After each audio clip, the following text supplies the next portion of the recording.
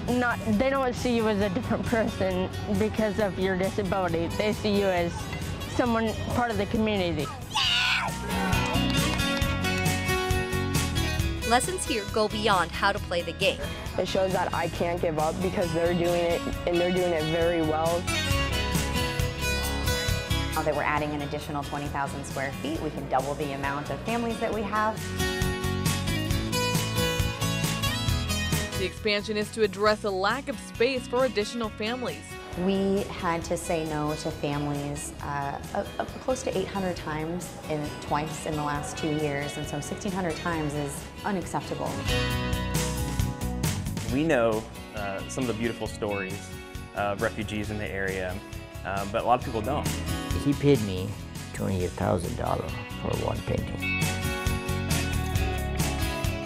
From 3 News Now and the Omaha World-Herald, this is Omaha Sunday Morning with Jennifer Griswold. Good morning and thanks for joining us this Sunday. Benson is seen as a vibrant arts community, but it is also known as a place where all are welcome. To combine art and inclusivity, recently the New American Arts Festival was held during Benson First Fridays. 3 News Now morning anchor Emily Zink shows us how it displayed the works of art of Omaha's refugee and immigrant communities. You could call this neighborhood in north central Omaha a mecca for Metro creatives. We have lots of artists, lots of creatives in Benson.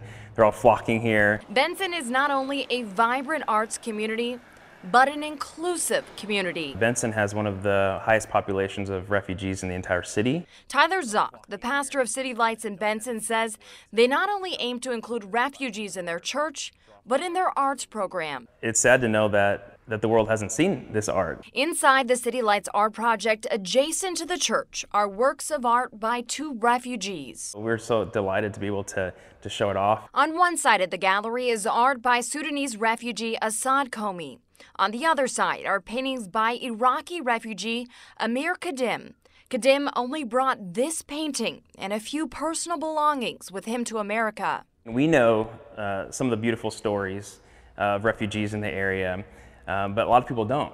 The incredible talents of Omaha's refugees and immigrants are on display throughout Benson as part of the 5th annual New American Arts Festival in conjunction with Benson First Fridays and Lutheran Family Services. Inside Aromas are beautiful works of Matilla folk art. You have to use your imagination a lot. That depict Hindu scripture. Hindu has a lot of god and goddesses. Painted on handmade paper are colorful scenes, but the man behind the bright art has a dark past. Those groups kill a lot of people. Pratik Rayamaji fled Nepal years ago. I was been kidnapped 3 times. Fearing for his life because of corrupt underground political groups, Rayamaji sought refuge in the U.S. It was quite hard for me. It was quite hard. He had to leave his family and his art school he founded for impoverished women. But Rayamaji brought his talents with him. People, they love my work. This folk art is different than most people in the U.S. have seen, making it hard to put a price tag on it. Rayamaji quickly learned that while trying to sell his first piece in the U.S. I mean, okay, if I put like $1, I said him, I will accept. Rayamaji says selling a piece of art in America for $1 would have felt like $1 billion, but he got more. He paid me $28,000 for one painting. How much? $28,000. Exposure for any artist doesn't come easy, but Rayamaji is grateful for his opportunity to display his works in Benson. Zock says including everyone in their arts community is what Benson is known for. Well, hopefully this is the first of many future spots that they can continue to get to show off their art to more and more people. Emily Zink, 3 News Now. So much talent out there. Next August will be the 6th year for the New American Arts Festival. It's a popular spot for those looking to pick up a 6-pack or a bottle of wine on the way home. But among the shelves of Bud Light and Merlot, you'll notice something else: books. This spring, the Fremont business started selling used books as a fundraiser to help the local library. Omaha World-Herald visual journalist Kayla Wolf shows us the drive-through liquor store with a twist. I started moving books for the library for their once-a-year sale and found out that Fremont donates so many used books. The storage units got full. We started running out of space. And so the idea came, I've got the shop, I've got the space. Let's see if we can put them out there and make it work. So I thought it'd be great if we could sell them year-round. We've got families coming in with their kids, checking out a large selection of kids' books. I think we've had college students coming in. We've had grandparents are coming in. We've got a large section of romance books. We've got a lot of Western fans that are coming in weekly and checking out the Westerns. So all of a sudden we've got a whole lot of new faces coming in and they're becoming regular customers. They normally turn to the south side and see a whole stack of beer and all of a sudden it's gone. They're wondering what's going on. Are you still going to be a liquor store? Are you going to have my product? But luckily we had the space. We could move things over to this side and still carry everything that we've always had while selling the books.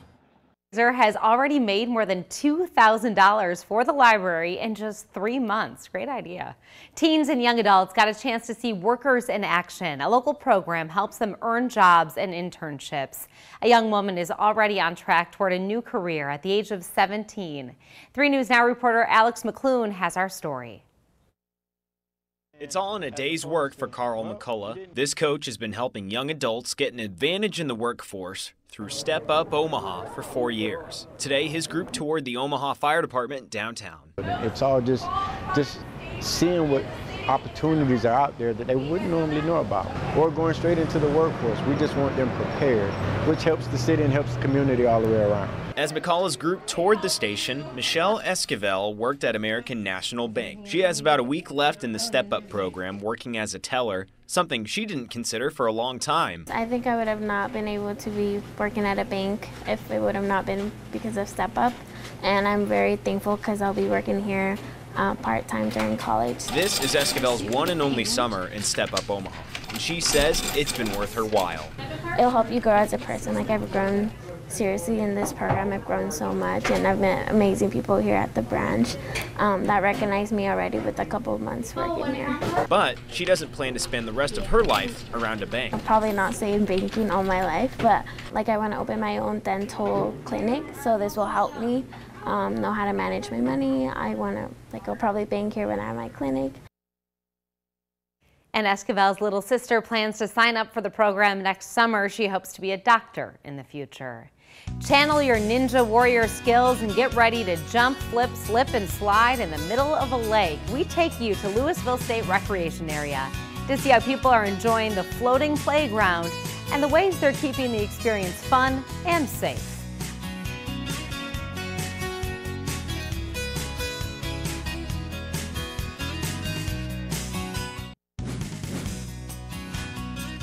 A new report by the Food Research and Action Center indicates that 1 in 8 Nebraskans are unable to afford enough food for themselves and their families. The data shows Nebraska is one of many states dealing with hunger. 3 News Now reporter Andrea Braswell talked to a local food bank on its mission and the need. Organizations like Together Omaha work with other food pantries around the city to make sure people are not only fed, but have access to some of the healthiest foods. Nebraska is fighting an ongoing battle against hunger. In fact, a new study shows 16% of Nebraska families with children suffer from food hardship. For thousands of low-income families, this is a particularly difficult time of year. Children aren't eating meals at school, and parents are having to account for additional food costs and oftentimes childcare costs. Food Bank for the Heartland says the summertime can be crucial for the hungry. People tend to forget about supporting local food pantries. For every donated dollar that the food bank receives, we can provide enough food for 3 meals. And we really need the community support to help us continue our mission. To keep families fed year-round and with healthy choices. All of us need fresh produce. We all need food that's in its purest form. That's healthy eating, that's healthy living. The food bank works with Together Omaha, giving low-income families access to fresh vegetables. It's open for clients. It's open for people just coming through the community. Director Craig Howe says the mission is not only to fight hunger, but get families out of poverty. We have programs for you. We have social workers. We have case management. We have a lot of fresh produce and good food, and we also have nutritionists. Supporting thousands in our community who would otherwise go without. If you just figure we're not the only place in town and over 1,000 folks come through here every week, that tells you there's a real problem, and they represent every zip code. Great to see that they are helping people out. The first few days in August have brought a mix of weather conditions from heat to rain. The week ahead will still remain near to slightly above normal with highs in the mid to upper 80s. We also have a chance for rain Monday, but drier air moves in for the rest of the week. A new water feature is open at the Louisville State Recreation Area. It's a floating obstacle course for adults and children. But the new floating playground raises safety concerns. Reporter Andrea Braswell was at the water playground and shows us the steps they're taking to keep everyone safe. It's the first in the region. People have been really enjoying it out there. Kids have been having all kinds of fun. The adults have been having fun, but they usually get a little bit tired. And it's finally open to the public. We're keeping it just right around 100 people that can be out there at one time, just for safety and also so people have a more enjoyable experience out there. With so many obstacles and slippery features, Nebraska Game and Parks wants to ensure your safety. Our lifeguards keep an eye out from the dock and from the tower and from the two sides to make sure that everybody can be seen. Keeping multiple lifeguards on duty. We have lifeguards watching from all angles. About 4 to 5 of us are usually on at a time. Lifeguard Mackenzie Delgado says they are all CPR and first aid certified and passed lifeguard training. We had to do the obstacle course so we would know like where the slippery spots are or where the more difficult spots are for people to get around. So we know that like pretty well in our heads. Everyone on the course must wear life jackets. That way if you don't know how to swim or if you have struggle swimming, it'll help you out there in the lake so you fall off a lot because it's really slippery. Parents I spoke to call the setup safe. There's plenty of lifeguards, so it seems well controlled.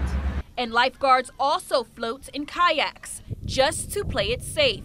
If anyone has trouble getting out or in an obstacle, we can swim in and help them. Admission costs $18 for adults, $13 for children for a 90-minute session. It includes rental of the required life jacket. The floating playground is open daily from noon to 6 through August 12th. The crowd at Memorial Stadium will roar to life in less than a month as the Huskers take the field. Excitement is already swirling for the Scott Frost era. So what can we expect from the national champ turned coach? We break down what he said about the season ahead to get you pumped for Husker football. As the first Nebraska football game of 2018 draws near, first-year coach Scott Frost is ready to deal with the spotlight of the state aimed directly at him. Omaha World-Herald visual journalist Megan McGill takes a look back at Frost's first appearance at Big Ten Media Days in Chicago and what surprises the season might hold. We're carrying the hopes of a lot of people, really the whole state of Nebraska on our shoulders. The hopes of the state, the identity of the state are wrapped up in Nebraska football. Mine was when I was little. From afar, I've been frustrated a lot watching it fall to where it's fallen. We can tell kids that Nebraska was great back in the day. They don't care. We need to be great now. If you fail enough, you either cash in your chips or you get to a point you're not afraid of it.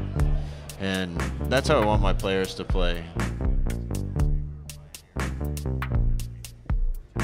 Criticism can get too loud and the praise can get too loud. Usually they're both wrong. And you just gotta keep a level head, keep your emotions level. I don't think it's healthy just to have things handed to you. I think it makes you better if you have to earn a lot of those things. The program used to reflect the people of the state. Nebraska's best asset is its people. It has unbelievable people that are hard-working, blue-collar people that are going to care about each other.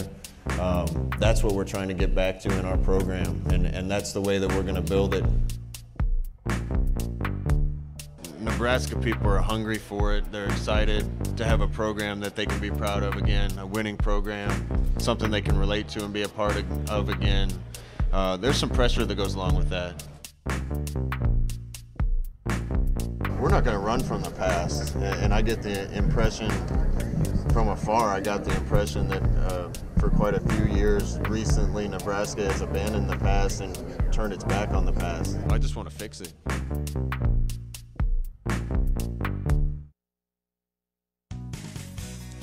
Still ahead, not a day goes by that Michelle Root doesn't think about her daughter Sarah. It's been 2 years since she was killed by a drunk driver. 2 years since Michelle has been able to talk to or touch her daughter. But recently, she once again heard Sarah's heartbeat. The touching moment when Omaha Sunday Morning continues.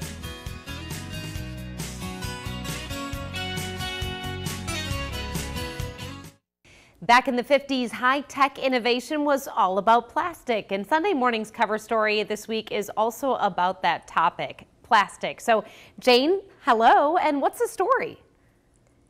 Hey, Jenny. Well, I know a whole lot more about plastic than I did before David Pogue's report. So that's 65 years we've been mass producing plastic all over the world. And as David Pogue tells us, all of that plastic is still out there. It hasn't gone away, including every plastic bag you've ever walked out of a store with. Or me. Let's roll the clip. So, plastic bag, probably used once between the cash register and the car. And then how long will it be here in the landfill? It will be with us for hundreds of years. But some plastic winds up in an even worse place, the ocean. Plastic in the ocean has a tendency to break down into ever smaller pieces. And these tiny pieces then get taken up even lower down in the food chain. There's plastic in my food? There is plastic in your food, and there is plastic coming out of your tap. Yeah, plastic coming out of the tap, the water that you're drinking. Jenny, I'm sitting here holding my reading glasses, which frankly I probably need. Oh, I just wear them. These reading glasses, I've had hundreds of them. I've lost them. Where are they? They are somewhere because the plastic has gone nowhere. Ditto the spoon I stirred the coffee with. It's plastic. It will way outlive me. So it's a pretty big heads up. David reports something astonishing. If I live to be 100, which would be, 2050, David says that at that point there will be more plastic in the ocean than there are fish. Wow, that's surprising. Incredible. Yes, and you're talking about your glasses. I started thinking about all the pens. I'm always losing my pens, which of course also made of plastic, so they're somewhere. Mm-hmm. Well, Sunday Morning is raising another alarm this week about a disturbing national trend involving maternal mortality. Jane, can you talk about that one? Well, yeah. I mean, in our Sunday Morning mix, we've got, some thought provokers this week. I'm a grandmother. I have young grandchildren and maybe more to come. So I was astonished to learn that in our country, a young woman is at greater risk of dying in childbirth than her mother was. That as industrialized nations, our country is unique in that maternal mortality has increased, not decreased. That was a big heads up for me. So 2 stories to think about in our Sunday Morning mix on Sunday, plus the usual, goodies. So it's not all bad news, and it's not all bad news. Even we've got problems. We'll do something about them, Jenny. Right, bad news. Not they're thought-provoking stories. That's not necessarily bad news. Just something to keep your mind going on these topics. Thanks so much, provoke Jane. action. I like that. Thanks so much. You'll see those stories today on CBS Sunday Morning at 8, and we'll be right back. It's been 2.5 years since Michelle Root lost her daughter, Sarah, to a drunk driver. Sarah died in early 2016 after undocumented immigrant Eswin Mejia ran into the back of her car at 33rd and L. Last weekend, Sarah's parents got to meet one of the people their daughter saved by being an organ donor. Scott and Michelle met Sarah's heart recipient in Elba, Nebraska at his 64th birthday party. 3 News Now reporter Maya Saenz was at the touching meeting and has their story. Ready? So you know where his heart's at, right? When you hold them for the first time in the hospital and you just hear their heart and their little hands, and never thinking 21 years, 8 months and 30 days later, you're not going to have that. But now I have that heart to continue to listen to and to continue to beat on. Sarah Root's family listened to their daughter's heartbeat for the first time since they last heard it at the hospital more than 2 years ago after she was killed in a car accident by a drunk driver. And to know that, oh my God, that she is living through him is indescribable. And this is what she wanted, and that's part of the reason to save 6. You know, we wear that, you know, kidneys, heart, lungs. They took a bunch of skin off her back, tendons. So, I mean, that's the type of person she was, given person, you know, right even after she's gone. Sarah's heart now beats inside Dan Griffin. The nice thing about it, part of me's 24, part of me's 64. I kind of like to think the 24 part's leading the way. The family just found out about each other a week and a half ago. Just love him. I want to take him home with me. Even though Dan's wife suspected it was Sarah's heart Dan was getting. I kind of knew from day one. I was watching the news that night of Dan's surgery, and there was a candlelight vigil come on, and Sarah's dad was on, and he says, I hate to lose my daughter at this young age, but she saved at least 6 people's lives tonight. So I was pretty positive, but I didn't say anything to Dan for a long time. Even though Sarah is gone. Sarah's family, I'm sure, probably needed a little more closure. And I felt like I needed to, you know, meet with all of them. Her heart continues to beat on. She's still here. Mm-hmm. You better believe it. Both Dan and his family, as well as Sarah's family, say they are now family for life. They also highlighted the importance of organ donation. To become an organ donor in Nebraska, it's free. You must be over the age of 18 or 16 with your parents' consent. You can register in person at any Nebraska DMV location, or you can go online. So many young kids love being able to get outside and play ball, and that joy often has nothing to do with their physical abilities. We take you to a camp in Council Bluffs that's introducing all kinds of sports to children who use wheelchairs. One nation drowning in plastic, plus Jimmy Kimmel and a dogged pursuit.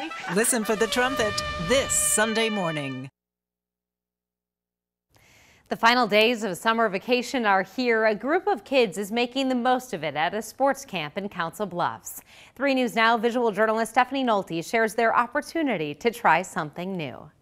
This one looks cool. When it comes to softball, oh, nice swing, nice swing. Every kid has to start somewhere. Put both hands down at the bottom. At sports camp in Council Bluffs, kids learn how they can play the game. Oh, there it comes. It's really encouraging and motivating to know that you can do what other people can do even though you are different.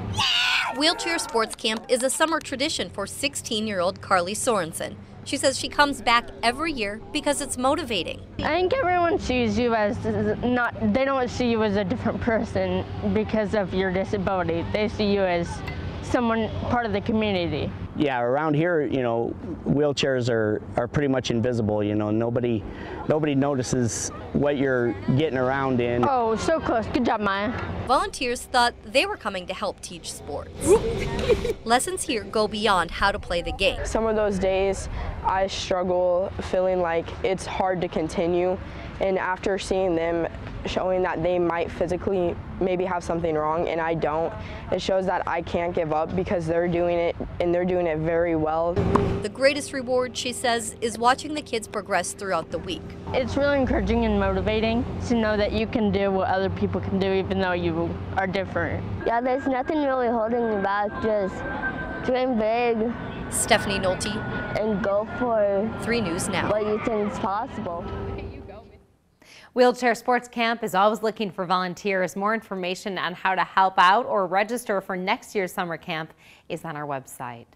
Some young cancer patients got a little gift to brighten their day, pretty headbands with a beautiful cause. Check out these adorable photos. Nebraska Medicine tweeted them out. Nurse Courtney Gilman contacted Headbands of Hope, telling them about Nebraska Medicine's pediatric patients. The Med Center says shortly after sending the note, a box of headbands was delivered for the kids.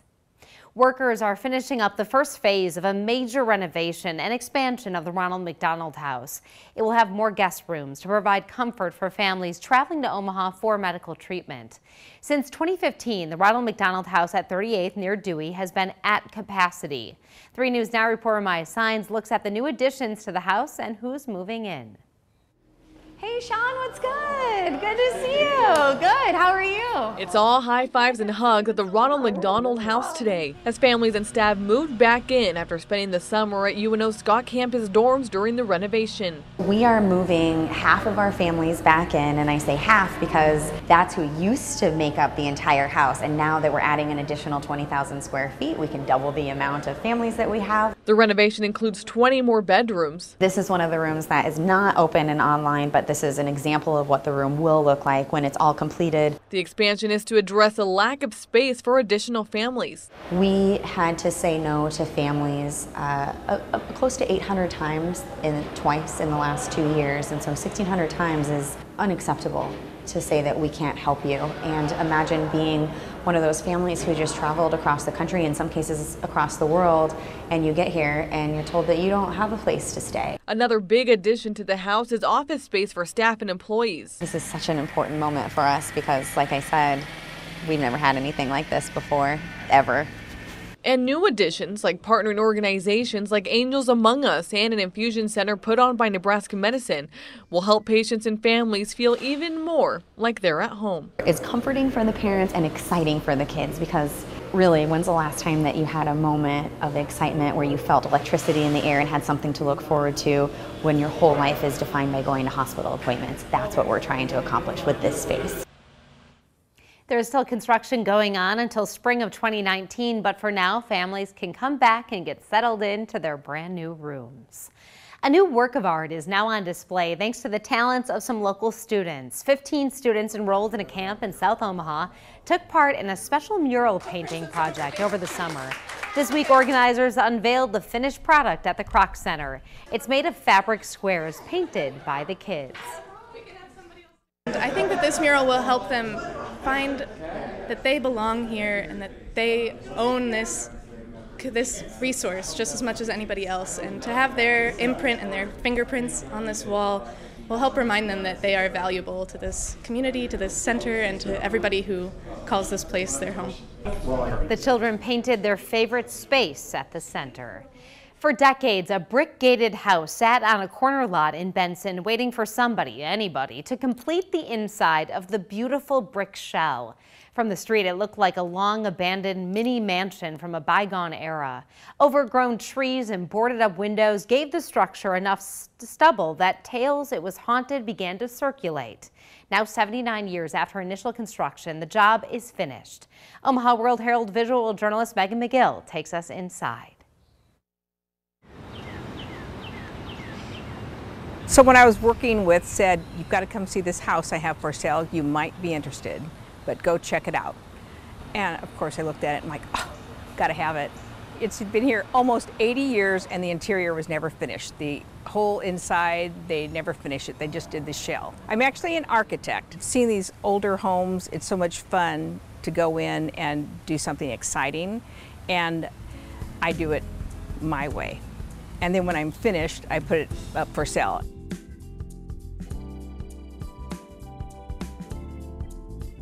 It's a good blend of lots of architectural character with contemporary aspects to it. It's 4-bedroom, 3 baths, and there's almost 3,000 square feet because the whole lower level is finished. It's sort of like I'm paying homage to the original home.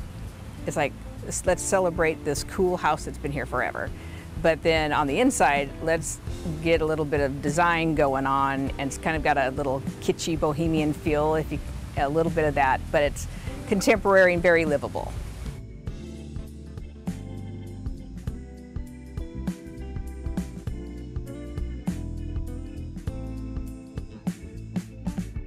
Everybody's been by this house, they've been in the neighborhood, they're excited to see it. When I'm out on the weekends and work in the yard, they all stop and chat and tell me stories about when they were kids and saw this home, and they all thought it was some thought it maybe was a haunted house, but it's really charming. It's had a fun vibe to it the whole time. And I keep telling them, well, Benson Days, and we're gonna have it open on Sunday, July 29th from 11 to 3, so everyone can come see the house. It's going to be $350,000. This has been one of my favorite ones to do, but it's like, it needs a family. I don't think it's going to be a good home until it has a family living in it. Then it will really come to life. Such a great style. From 1939 until 2016, the house never had water, electric, or sewer lines. Based on the few stud walls, it seems the original plan called for 3 bedrooms, 1 bathroom, but it now accommodates 4 bedrooms and 3 bathrooms. Judge Mark Ashford devoted his life to serving the Omaha area. This week, he died at the age of 66. Next on Omaha Sunday Morning, we look at his life and legacy, including his commitment to supporting area veterans.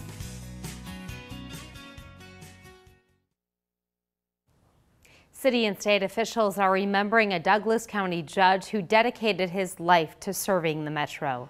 66-year-old Mark Ashford died Wednesday evening at the Douglas County Courthouse, where he spent years working for justice. 3 News Now reporter Jake Wazakowski on his life and legacy.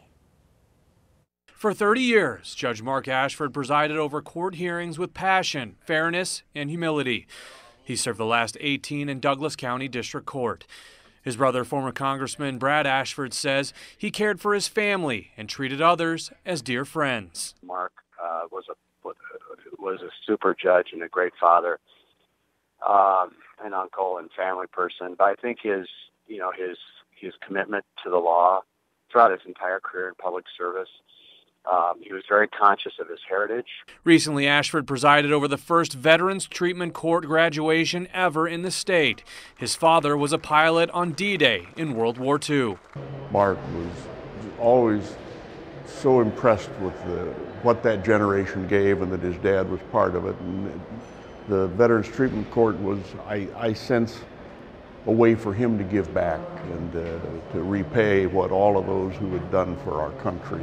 In May 2017, we profiled the Ashford family and their Omaha roots that go back to the 1800s. Omaha is really pretty much unlike almost anywhere else, even in the Midwest. Courthouse personnel say they've gone between sadness and deep reflection, remembering a man who served the public for most of his life. Although you had respect for him as a judge, he was a person that would come up and talk to you. He would stop and talk to the people that deliver the mail. He was just one of those people.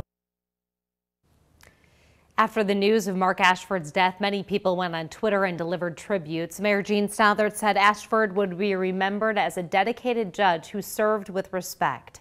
Douglas County Attorney Don Quine said sincerest condolences to the family. Quine said Mark Ashford's numerous contributions to the community will be sorely missed.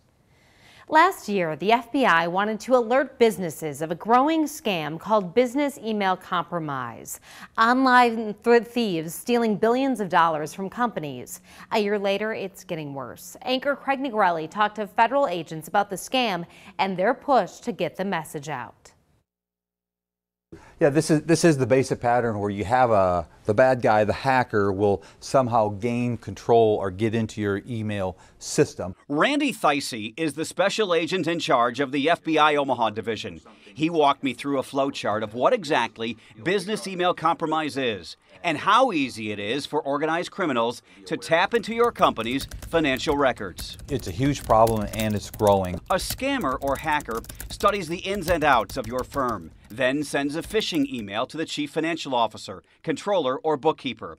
Once the victim opens it, they've defeated your cybersecurity and your internal business processes for paying bills, and they're off to the races. Follow the arrows. The phishing email leads to a fake invoice file. It might seem like a routine transaction or bill to the company's financial person, but it's not. A hacker likely has altered the routing number, and with just a click or two, off goes the money, a long ways away to places like Nigeria. You think you might be looking at an invoice from a vendor or a sales promotion or something like that, but it's more than just a PDF file. There's actually code and certain things getting loaded on your computer to do bad things. Agent Thicey says just in the past year and a half, there have been at least 12 cases in Omaha. Companies duped, money lost. Nationwide, the FBI's Internet Complaint Center, called IC3, has seen more than 61 million hits or inquiries in the last couple of years. It's crazy how the business email compromise is really taken off in the last year or so. So how can a company keep from getting scammed? Number one, be very leery of suspicious emails. The scammers are relentless in their phishing. Number two, the financial person should change passwords often, making hacking more difficult.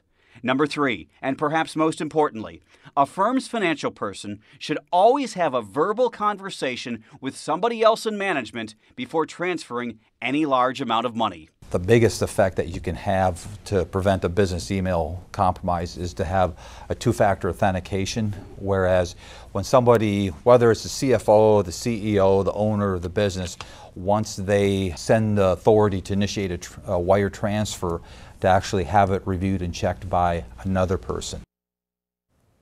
October is Cybersecurity Awareness Month. Agents told us they want to get the word out well in advance. If you think your company has been a victim of business email compromise, let the feds know by going to ic3.gov. The countdown to school is on, but summer is still holding on. The dog days of summer. You've heard the phrase, but where does it come from?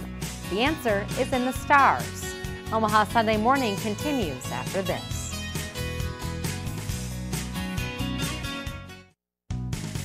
Time now for a look at what's happening this week in Omaha. Tomorrow, the garden is going to the dogs. Bring the whole family, dogs included, to Lordson Garden for a tail-wagging good time. It all gets started at 5. Tuesday is National Night Out. Neighborhoods around Omaha are planning events to get families out to meet each other with the goal of making their neighborhood safer. And on Friday, you can gaze at the stars and check out some nature at Neil Woods during the Constellation Walk. For more information on these events and many more this week, take a look at the community calendar on omaha.com. When you hear the phrase, the dog days of summer, you probably think of those hot, lazy summer days when even the dogs would rather lie around than run in the heat. While that is the meaning of the phrase now, its origin comes from the stars. Meteorologist Audra Moore explains. As the end of summer looms on the horizon, so does the constellation Canis Major, which means the greater dog. Mallory Kuntz Planetarium operator Krista Teston says the best time to see the constellation's brightest star, Sirius, is in mid-August. I would go out an hour or so before sunrise, find the constellation Orion, follow its belt to the east, and you should see a bright star along the horizon. Throughout time, the appearance of Sirius, the brightest star other than the sun, was a signal for almost every culture. For ancient Egyptians, it was a precursor to flooding. And that would say, hey, this is getting to be that flooding season. So preparing for the floods and then the fertility season of the growing season for the Nile River after that. Native Americans believed Sirius was the signal that it was time to start leaving their summer camps and to prepare for fall and winter. And while the stories may change over time, they're all held together with the common thread, the dog. The stars and weather don't always align, but this start to August definitely takes on the feeling of those dog days of summer. Today, Jeff Katurba is talking about memories, memorabilia, and Scott Frost. Stay with us. Of Hollywood's biggest stars, but at home, she's just one of the girls. Jennifer Lawrence gets personal. Who told you that? We've got our sources. 60 Minutes tonight. This Sunday morning, what to do about plastic. Our landfills and oceans are full of it. Plus the latest craze hitting the slopes, sandboarding. And we'll share some laughs with Late Night's Jimmy Kimmel. And more, coming right up. With the recent theft of sports memorabilia from the home of Husker head coach Scott Frost, Omaha World-Herald editorial cartoonist Jeff Katurba got to thinking, do we put more value in the items or the memories? I'm Jeff Katurba. I am the editorial cartoonist for the Omaha World-Herald. Recently, the Huskers' new coach, Scott Frost, reported that some of his memorabilia from over the years had been stolen. Now, later he said he'd found some of the missing items. I can't tell you how often that's happened to me. I mean, not finding my championship rings, but, you know, rather my keys. When all this happened, I was talking to my son about it. He was saying how memorabilia represents the past, and, well, Scott Frost represents the future of Husker football. So I drew this cartoon about it. Two guys hanging out at a sports bar, one guy sad about the stolen goods, the other looking on the bright side. Now, when you think about it, isn't it the experience more than a physical object that we tend to remember? That's certainly the case for me. My son and I have attended at least one Husker game almost every year for, well, many seasons. And it's not whether we brought home a souvenir that either of us cares about.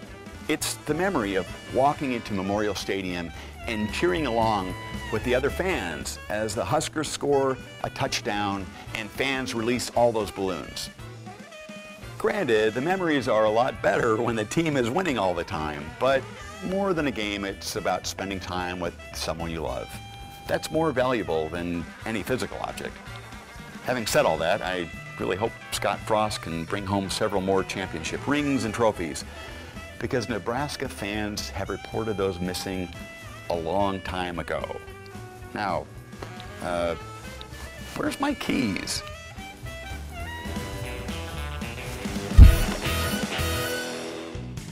That's all for this week. Thanks for watching Omaha Sunday Morning. We'll see you back here next week.